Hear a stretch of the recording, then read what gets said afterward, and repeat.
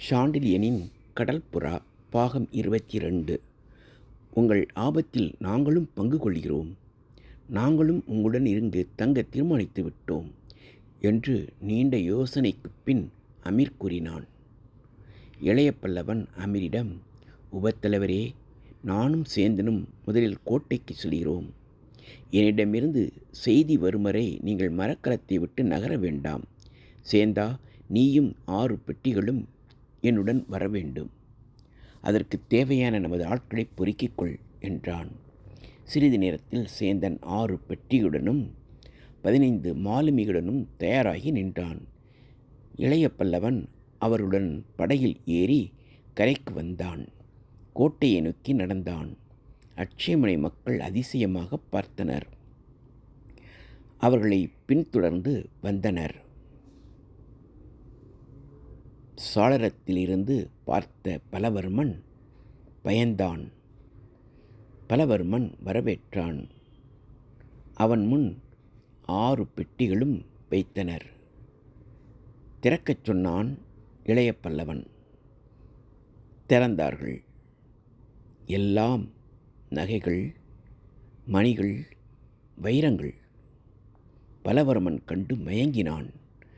அசைவற்று நின்றான்.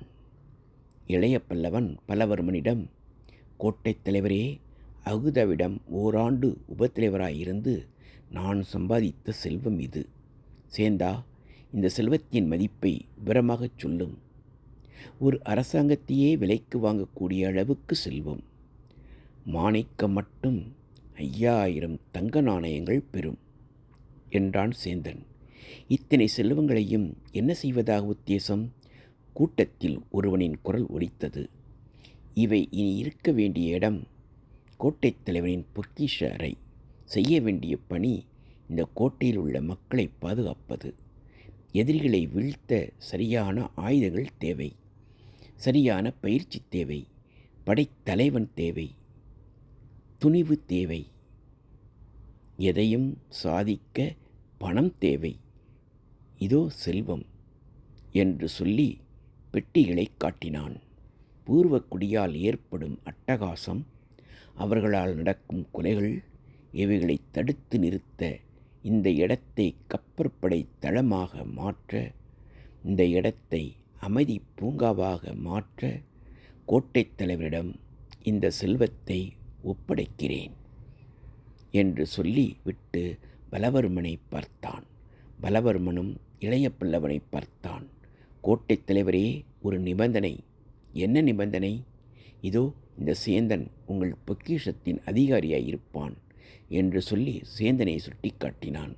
அப்போது பலவர்மன், இளைய பல்லவரே, உங்கள் கையால் பொக்கிஷத்தை வசப்படுத்தி கொள்வான். நீங்கள் என்று சொல்லி நிறுத்தினான். கோட்டை காவல் பொறுப்பை ஏற்பேன். எல்லாம் உங்கள் திட்டப்படிதான் நடக்கிறது. என் திட்டமா? ஆம், உங்கள் திட்டம்தான்.